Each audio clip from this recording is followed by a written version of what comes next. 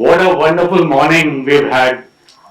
And now we have a very eminent panel on the dais, and I have the pleasant duty to introduce them to you. Let me start with Dr. Anil Khandelwal. Dr. Anil is, to your left, to your left. Dr. Anil Khandelwal stands out as one of India's most celebrated transformational leaders whose remarkable journey spans chemical engineering, human resources, banking, and top leadership roles as chairman and managing director. Renowned for his visionary leadership at Bank of Baroda, Dr. Khandelwal demonstrated that businesses can be doubled by crafting a robust architecture of intangibles, anchored in cultural change, customer centricity, innovation, rebranding, and leadership development. Dr. Khandelwal's stewardship transformed a struggling giant into a thriving, dynamic brand, earning him multiple awards, including the prestigious Banker Singapore Lifetime Achievement Award, making him the only Indian banker awarded in this fashion. Post his superannuation, Dr. Khandelwal is a best-selling author of leadership books published by Penguin. Till date, he has authored 9 books, including Dare to Lead, The Gym of Leadership, and CEO, a chess master or a gardener. Please put your hands together for Dr. Anil Khandelwal. Our next guest on this panel is Mr. Amby Parameswaran. A lot of us know him. He is a veteran of the Indian advertising industry. Amby has, please allow me to call you Amby. Amby has worked with Boots Company, UDI Yellow Pages, Rediffusion Advertising, and FCB Ulka. He has worked on iconic brands including Tata, Wipro, Z, TCS, Thermax, Amul, Nirma, LIC, ITC, and many, many more. Amby is a former president of the Ad Club in Mumbai and the Advertising Agencies Association of India. Amby has also coached many brands. A regular contributor to Business Standard, Economic Times, and the Hindustan Times. He has hosted podcasts, Sponge Leadership Lessons, and Last Brand Standing. He instructs at IIM Calcutta, IIM Ahmedabad, MICA, and is a professor of marketing at SPJ IMR. A distinguished alumnus of both IIT Madras and IIM Calcutta, he is the author of 11 books. Amby also holds a PhD in management from Mumbai University. Amby's book, Marketing Mixology, it is lying right outside. This has nothing to do with liquor. It is called Marketing Mixology, but it has nothing to do with liquor. This is a cocktail of marketing strategies prescribed by Amby. Please put our hands together for Amby. Our third guest on this panel, Dr. Rahul Mirchandani, is the Executive Director of Aries Agro Limited, an Indian multinational specializing in micronutrients and specialty nutrition products for both plants and animals. A chartered financial analyst and an MBA from the University of Canberra, Rahul holds a doctorate in management studies. A national merit scholar, Rahul has taught at IIM Ahmedabad, University of Bombay, NMIMS, and was a lecturer at the University of Canberra. Rahul is listed in Who's Who in the World 2013 and he also received the Bharat Ratna Rajiv Gandhi Yuva Shakti Award in 2010. Rahul is a fellow of the Kamal Nayan Bajaj Fellowship and the Aspen Global Leadership Network. Rahul is a published author of 3 books. The first, Bloodline to Bottom Line, sounds extremely interesting. Shock and Awe, Building Brands the Aries Agro Way, and Empower to Enslave, Decoding Intentions for Product Design and Demand Forecasting. So, ladies and gentlemen, we have a wonderful panel today and we all look forward. And to put it all together, we have our very own Sarita Bahl, who would moderate this session. With almost 4 decades of corporate experience across industries, Sarita is now an independent board director and sits on multiple boards. She is also a credentialed coach and mentor, a voracious reader, active member of Wordsworth Club, and a distinguished member of Rotary Club of Thane Hills. Sarita writes regularly on corporate governance, reputation management, and communications. Thank you very much. Over to you, Sarita. Thank you so much, Govind, for that lovely introduction. Ladies and gentlemen, don't ask how I'm feeling with 3 doctors with me. Okay, and I can't pretend to be sick. Okay, but this is a moment I have been waiting for. Writing has always fascinated me, but the only time I ever wrote was when my son turned 18 and I decided I need to give him something very personal. So I gifted him a book called C'est la vie, which contained 10 stories written by me. And only 3 copies were published, so you won't find it anywhere. And then it was back to the corporate life and boardrooms and come back home and whatever. This session takes you away from the Bollywood world to the professional corporate world. So it's going to be a little different, but I'm sure there are many anecdotes, many experiences. And I have somebody who's Rahul to my left who's written a book on brands, The Aries Story, and then I have a brand master next to him. And I'm going to, when Rahul talks about the way he wrote and got the Gen Z, maybe Amby can also pitch in and say what is he looking out when he writes his brand stories. But, writing is not such an easy task. We all write in some form or the other, but it takes a lot of dedication, a commitment, and a discipline. All of these are leaders of, the caliber. They have been very, very successful, right at the top of the game. And I'm wondering, how did they manage? How did they get that time? How did they get that spirit to write? Because writing was not an extra thing. It was running along with the job. It was part of the job kind of a thing. So let's begin this by, exploring their moment of decision when they decided to write. So Dr. Khandelwal, my first question to you, someone who moved from HR to being a CEO, what was it that really made you write? Do you recall that particular moment? Thank you, Sarita. And first of all, my congratulations to Thane Lit Fest. I'm sure this will bellwether change in Bombay, from South Bombay to Thane area. Congratulations to the entire team. It's a very happy moment.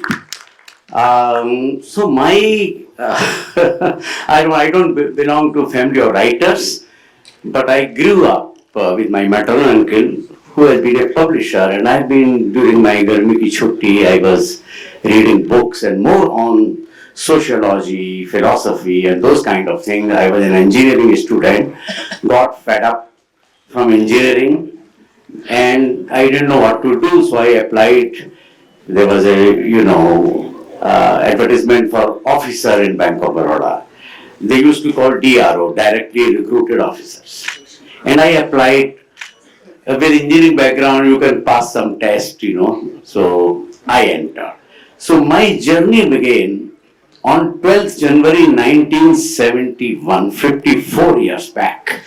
I go and report, and you must see this. I report to manager.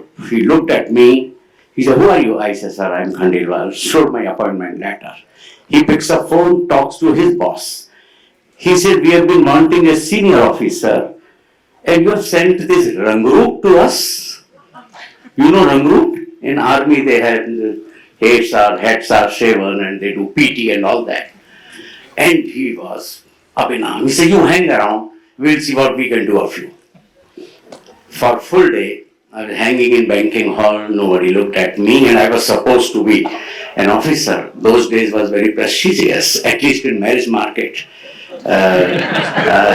So then the journey began. 6 months, only one seat on savings bank department and nothing.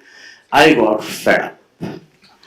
In fact, they were also very unhappy with me.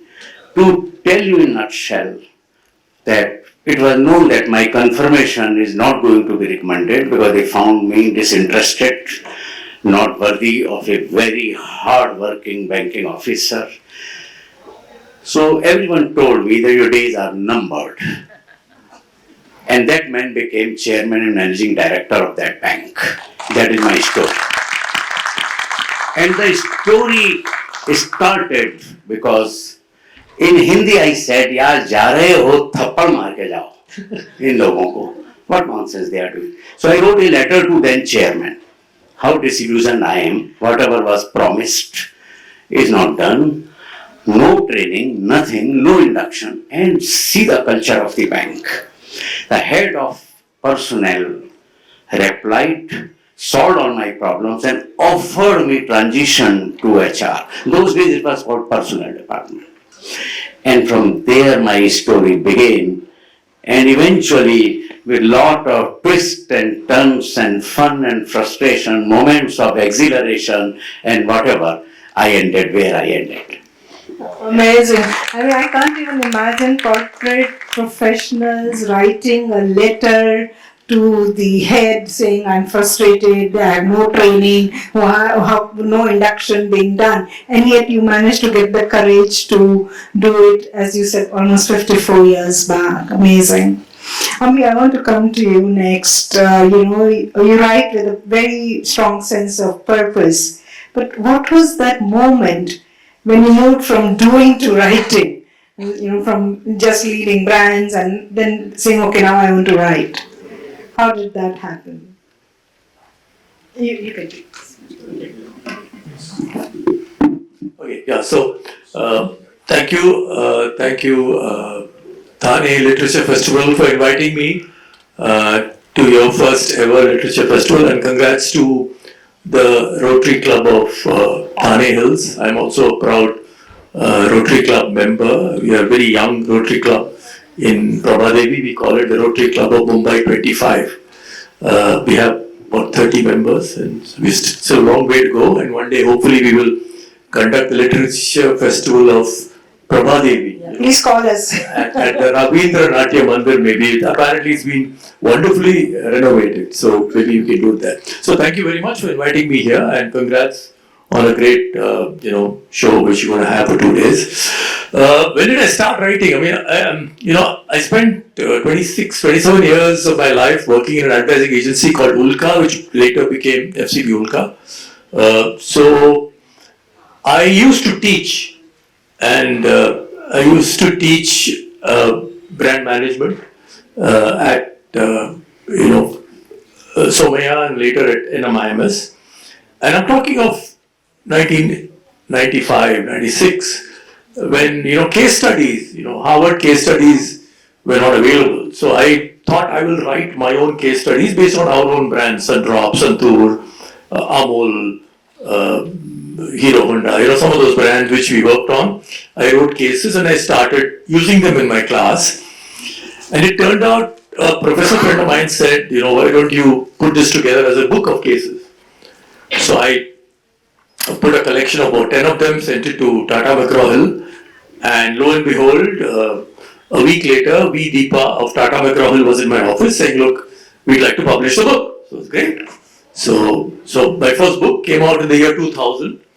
Tata McGraw-Hill published it, and then I've been trying to write every 2 2 years or so, I try and get out a book. I've written 2 books on case studies. I've written a book on branding. I've written a book on rejection. And of course, my latest book is Marketing Mixology. Let me plug it because you're giving me the mic. I have the right now to plug my book. So let me plug the book. It is available on sale outside. Yeah. Just for the It's a very information. kosher book. The title is very sensational, and the pictures on the book looks very. Don't think this is a book of liquor recipes. It is not. Okay, there's nothing about liquor in it. So there's an interesting story behind the title. I'll talk about it a little later. So I started writing for education purposes. That's why I wrote those books on case studies, and I've continued to do this journey. This book. The previous one, which sold very well, Nawab Nudes and Noodles, which is displayed outside, is about the journey of seeing how India has transitioned through the lens of advertising, and it was, I think, the Crossword Book Award finalist, etc. So, my single-minded purpose is to share whatever little knowledge I have with the young people, so that they get to understand what is marketing, what is branding. What is communication? Shabana, who's here, was a former editor of Impact magazine. She's interviewed me multiple times with my books. So my single purpose is, what can I do to share? And as Harish would also confirm, when you write, you read. So writing becomes a source for reading. You can't write a book if you've not read 20 books, around the same topic. So you think of an idea, and then you start reading, and then you start writing. So I write to share whatever little I know, and often I get a feedback saying you got me interested in the world of advertising, you got me interested in the world of branding, and that's the biggest compliment which I can get. The other day, a journalist called me, and I even posted this on LinkedIn, and he said, look, sir. I got inspired about the world of advertising because I read your book, Nawab Noodles, and I was very serious about getting into advertising after reading the book. I said, look, my friend, but you're a journalist, you're not in advertising, so what happened? He said, sir, the next month I read Vinod Mehta's book, Lucknow Boy, and I thought I should become a journalist. So I finally lost him to Vinod Mehta, and that Vinod Mehta is a worthy competitor to lose to. So it was great. I mean, it was good to hear from him that my book got him to think of advertising as a career option. So I write for that purpose. I share whatever little, and I'm happy that people like what I write. So thank you. Fascinating. And it isn't so easy to share. A lot of us love to keep knowledge to ourselves. We don't remember that the knowledge we acquired has come to us because somebody decided to share that knowledge. So thank you very much, Amby, for doing what you do.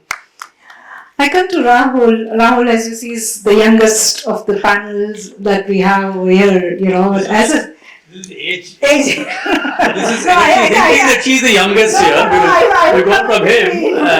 He started working there in 1972, and that's the age I entered IIT Madras. And I learned a lot of wrong things there, and then you come here. I need to come there. So she is the youngest. She is the youngest. I'll accept the compliment, thank you. You're writing. I know you've written 3 books, and ladies and gentlemen, books of all our panelists are out there for your display and for getting them autographed. Don't lose that opportunity. Does your writing complement your work as a CEO? I mean, does it help you crystallize the ideas, or what does it do for you?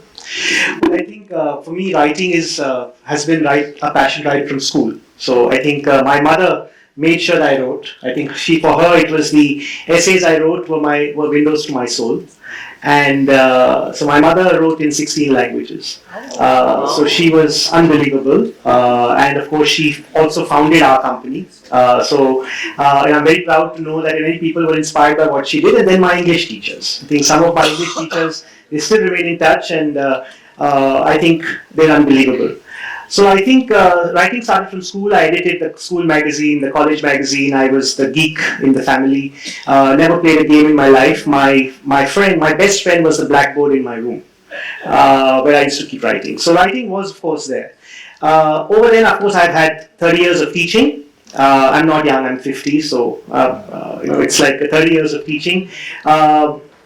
in those 30 years, I think thousands of students and of course my own family share a lot of stories. I teach with stories. My entire teaching journey has never been with a textbook. It's always been with storytelling. And the storytelling is about real things. So if you look at my book, Shock and Awe, it's about stories that we did at work, right from the time my mom and dad started Aries until date, and we've done some crazy things on branding in Shock and Awe. When we talk about bloodline to bottom line, it's about my thousands of family business students who came and wanted to professionalize. And there were many success stories and many nuances that came out in those conversations about how they would professionalize a traditional business or about a family business. And my third book, which is Empower to Enslave, was my first contribution actually to management literature in India, where I redesigned the marketing mix. And it was published in the Journal of Indian Management, which said that it's beyond the sale. When you empower a customer, you also enslave them. And how do you capture that enslavement and keep them coming back for more because they love you? And I think these are conversations that took place, and the stories that you will see in the books are really, and so most of my books are stories. So when you talked about how does it inspire work, I think a lot of these stories, storytelling is not strategy. And the more we inspire with our stories, they become real, and it's something that can be replicated. And also things, people at work, we have this, we do share a lot of stories. In fact, one of the things you will see in any meeting that we at Aries do is we have on the hour, every hour, a kahani break. And that kahani break is a few seconds of someone from the room, any random person coming and sharing an anecdote, sharing a story, and those are elements of culture that you will never forget, and they build the future of the organization. So they capture legacy, but they also build the future. And I think this is how I believe that my writing has helped me at work. It's the stories that have built the future, but at the same time we don't lose focus of where we've come from. Oh, wonderful. I think the culture being based on storytelling as a key element. I don't think I've heard of that in the multiple organizations I had the fortune of working, that storytelling was embedded as a piece of culture. So, ladies and gentlemen, so far you have heard their personal journey, what made them write. Let's go a little deeper now into how about the books that they've written and what's so very important or very different and unique on those books. And I want to begin with Amby and remove that suspense of market mixology, how that name came across, and it's a very well-written book, simple language. Amby, I think if I would ask AI, even AI will produce that kind of a book. So in today's world, where AI has captured us, a book like Marketing Mixology, how do you see yourself as an author trying to embed AI and make this book stand out irrespective? Okay, so thank you. My latest book is called Marketing Mixology. Now, this book has an interesting backstory. Again, coming to your area of stories. So, about 5 years ago, Westland, that I'm part of Amazon, Amazon Prime wanted select authors to write a small mini book, about 10,000 words, which they wanted to put out on their website, Amazon Prime Day, and they wanted to offer it free as a Kindle version to all the people who were subscribers. So I wrote a piece on negotiation, and it kind of topped the Kindle bestseller list for a couple of months. And the next year they asked me to write something. I wrote something on branding. But the deal with Amazon was these two were only for 1 year. After that, the rights come back to me. So I had two mini books, 10,000 words each, and my publisher, Westland, and my literary agent, Anish Chandy, said, look, Amby, we got these two mini books. Why don't you write two more mini books, put it together, we'll make it a book. Right? So then I did my own research, and I wrote one kind of chapter on communication and one chapter on consumer understanding. So we had 4 chapters, and I said, now the book is done 2 years ago, and I sent it to the publisher. And then comes Auradeep, who says, these look disjointed. So he said, you please rewrite. So I had to mix stuff and rewrite. And after I rewrote, it was working okay, and I said, I wanted a quirky title for the book. So the idea I had was, I should call it, and all of you know there is something called a marketing mix. first year MBA students are taught product, price, promotion, play, marketing mix. So I said, I want to play on that. So let me give it a funny title. And the title I thought of was Marketing Masala Mix. Okay, I was also consulting with a masala client, so that was also the head. So I said, call it Marketing Masala Mix. And I said the cover should be like the Badshah masala box. No, that's a cover. I thought, got it, this is great. But my publisher said, no, this is a marketing book. You're writing Amby, you can't, have this kind of a trivial, what the F star are you kind of books you can't write. So this is not. So you please, we'll give it a sober title, get ready to market or stuff like that. So I said, look, get ready to market, I don't like. So this is about a year and a half ago when I was getting to learn to use ChatGPT. That's when I started asking ChatGPT for title suggestions. This is the kind of book, what kind of title should it have? I said it should have the marketing should be on the cover, but can you think of something? And ChatGPT actually gave the title, Mixology. The mixology comes from ChatGPT. And then I put it together and I said, can you design a cover with 4 bottles on it, each bottle labeled with branding, negotiation, communication, and selling. And it designed a cover, which then was given. This cover design is by Saurabh Garge. The ChatGPT cover was quite, like this, but that was a brief. We call it in advertising. That was a brief given to the designer who did this wonderful cover.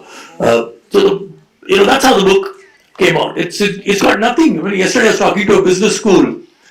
Hopefully everyone in the auditorium was 21 plus. So I said, look, and they were giving this book to all the students. I said, if you think this contains a lot of nice booze recipes, you'll be sadly mistaken. The only place where I talk about drinks is in the introduction. After that, it's all pretty serious. So the question is, can ChatGPT replace me? Can ChatGPT replace, Dr. Khandelwal or Dr. Mirchandani or, Harish Bhatt? I don't think it can, because every story here is based on what I've gone through.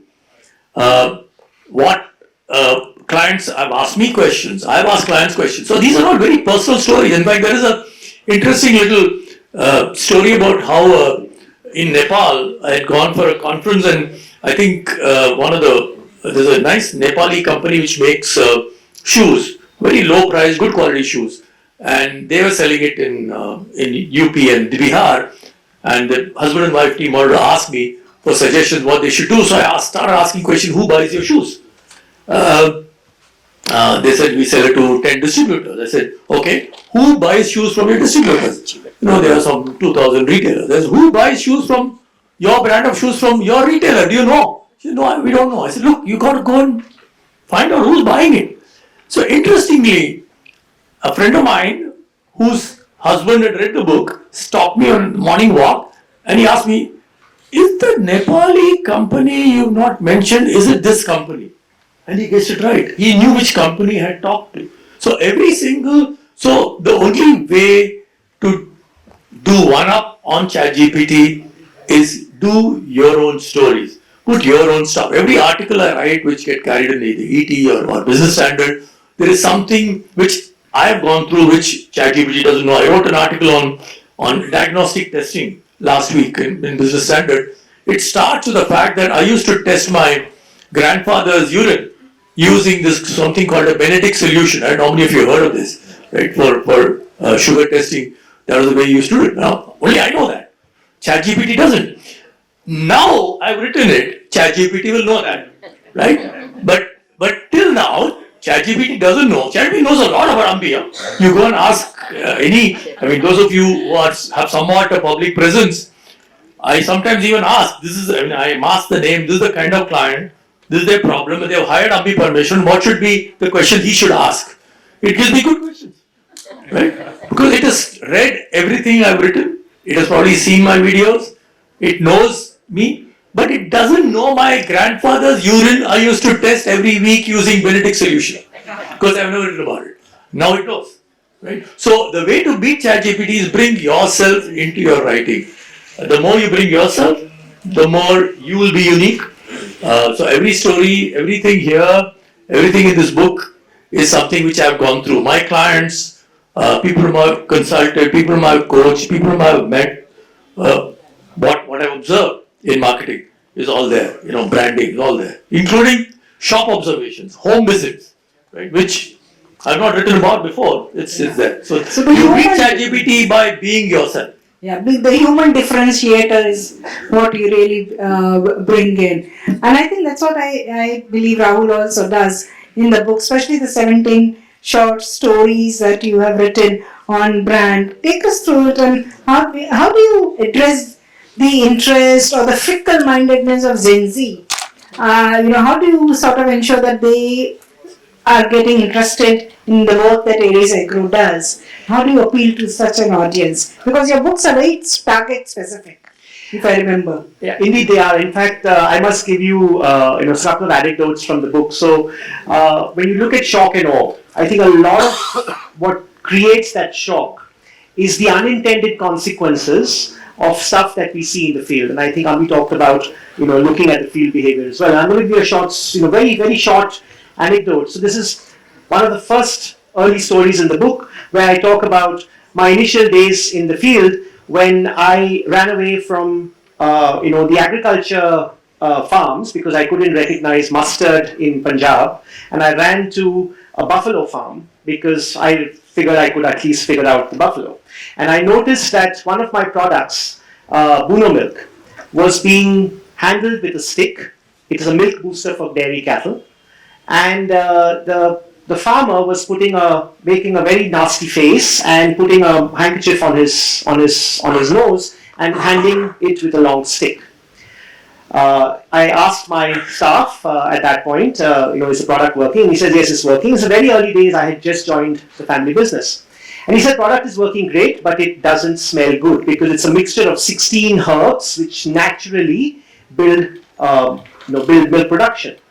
So I come back and tell my dad, who's the veterinarian, Dad, I want to put butterscotch flavor into this product. And Dad says, "Bache yahan aake baitho." And when parents say that, it's not a good thing. So I came and sat, and he said, "Do you realize that this cow does not have taste buds?" I said, "No, I don't. I'm a CFA and an MBA. I have no clue what a cow does. But I certainly know the man who's putting the money on the table has a nose. And I would like to please those senses. You can do what you want to do with a cow." And so Dad said, "Karo jo karna hai." And the karo jo karna, again, when parents say, is quite a cryptic message. He didn't say don't do it. So I ended up telling my factory in charge, please put some butterscotch flavor. He thought I had gone completely mad. He did it anyways. And I tracked the batch. And later, when I went back to that field a few months later, the rumal had vanished. And he was now putting it in gourd, in jaggery, and feeding it ceremonially to the very same cow. Those are now that is today. Then of course we made that a part of the product, and today it's taught as the first ever application of sensory branding in Indian agriculture. It is a documented case in Bangalore. What happened is that was my first blank sheet of paper. Until then, I had only inherited a business. It was then I started creating something of my own and putting my mark on that blank sheet of paper. It was an unintended consequence. I had no clue what to do with that particular problem. But I went ahead and managed in my own rudimentary way to solve it. And there are 17 more such stories, not just of unintended consequences, but there are some which were strategically designed, but talks about how we built a crazy business. Now, talking about Gen Z, yes, the target is Gen Z, and a lot of my marketing team are Gen Z members, and I'm proud to have many of them as my students who have now joined us, and they do some brilliant work. They said, "Sir, your stories are all great, and we've read them. Some of them we've lived because some of them had created the business. But if people like us have to read them, let's add some data to it, make it real, and more importantly, we put a QR code that links to a video for every chapter." So the book actually has, designed by my Gen Zers, a video for every chapter which says, this is one book where you can read the story, you can analyze the data, but you can also see the story unfold if you don't want to read it. And I think these are ways perhaps this book appeals to all the target audiences, right from us to the Gen Zers. Yeah, so you have reversed the trend. You have asked the target audience to give you ideas as to how do you really want to read. They actually held on to the book for 3 months because they had to finish this. Dr. Khandelwal, I've read your books, both Dare to Read and The Zim of Leadership. And you have mentioned some very uncomfortable situations that you went through. You named the people who didn't support you and you faced obstacles. Any incident you wish to share with the audience, maybe a mix of governance, mix of courage, I leave it to you. There are so many stories that you have to say. Yeah, so I always believed leadership roles are one that of courage. Leadership is not for chicken-hearted people, or you are not in people-pleasing business. That's leadership. That's why my first post-retirement was this: dare to lead. Leading is daring. Leading is not keeping everyone happy, and leading is about transformation. Something you are most concerned about. Now, I won't go into detail, but I would like to only share one thing. I come from public sector, which are large behemoth. My 50,000 employees, 3,000 branches, 20 years back. How do you motivate them? How do you really engage them? How do you see that everyone is performing is a huge thing. They look upon leaders that are they merely talking? Are they sermonizing? Or can you trust them? Many such situations come in the life of leader. If they see you are hanging around your minister, you are hanging around Reserve Bank, they say, "Arey, theek hai, dadagiri hamare upar karte hain, look at this man." So one situation came, we were rebranding the bank. If you have seen new logo of Bank of Baroda, now that for many years, it is of vermilion color, you can say saffron. So our unions, and they approached a minister and 5 MPs gave a letter to Prime Minister that those days was a Congress government, that I am a BJP activist because of the color of the brand. Just see color of the logo. Newspaper stories, I am wasting 100 crore of public fund, this, that and what not. And one evening at 8 p.m. I got a phone call from Finance Minister of India. And look at it, how they deal with chairman of a large bank. Who asked you to change the logo? I said, "Sir, this is a board decision." "What is board?" I kept quiet. Then he said, "Please withdraw the logo from the market." It was thriving so well. It was received so well. Next day in my morning meeting, which I every day had with my general managers, I said, "Look here, these are the instructions. What do we do?" Out of 25 general managers, 25 and half said, "We are a government bank, these are the instructions, we should withdraw." Now, that's the kind of hierarchical pressure, that's the kind of scare in a public sector.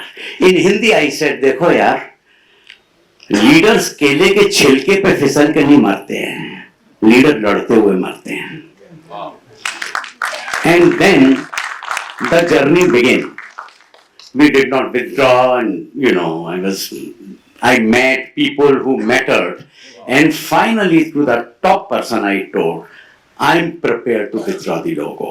After all that, even they were surprised that for 1 month this is going on, now this man says, "I'm prepared to withdraw the logo because of its color." I said, "Provided this color is withdrawn from our national flag."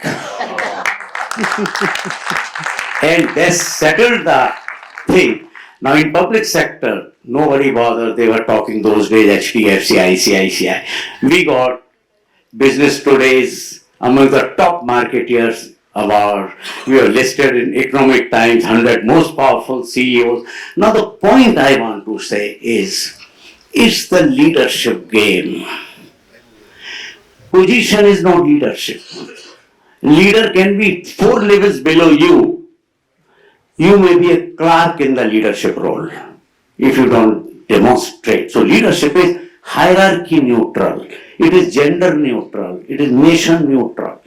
So that the entire story of Bank of Baroda transformation, for which we got global award, and this is here. Then I got interested into how do we in the next generation give skills of leadership. You know, there are millions and millions of lectures, audios on leadership. But do you think you go to doctor and he say you should eat less and your health is improved? It never happens. Leadership skills have to be cultivated.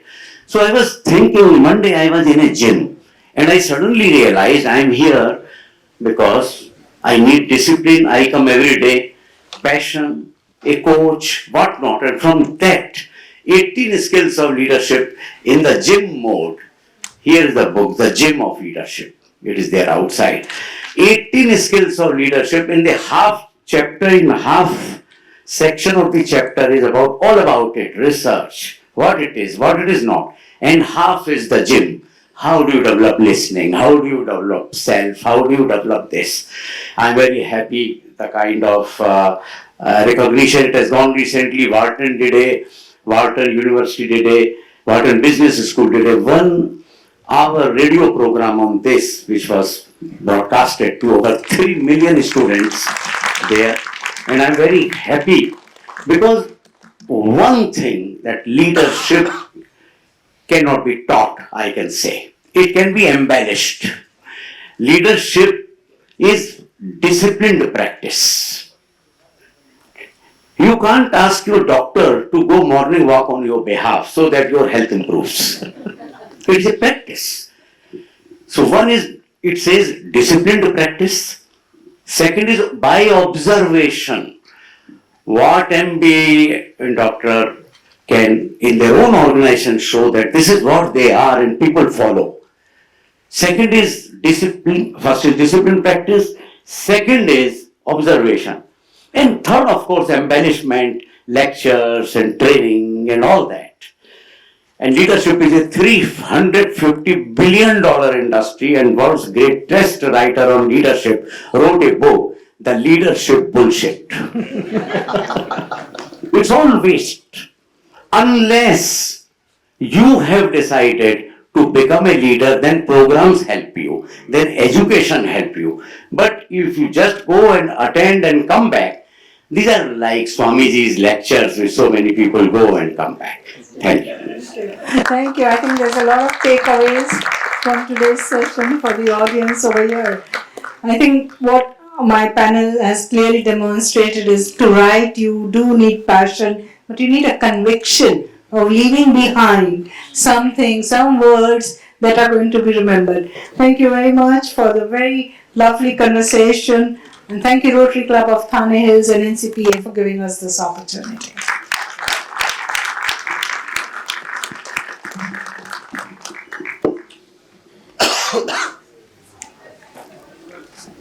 Friends, on behalf of Thane Lit Fest, I request Dr. Sujata Jadhav, President Samir Limay, to please come on stage and present a small token of gratitude to our guests.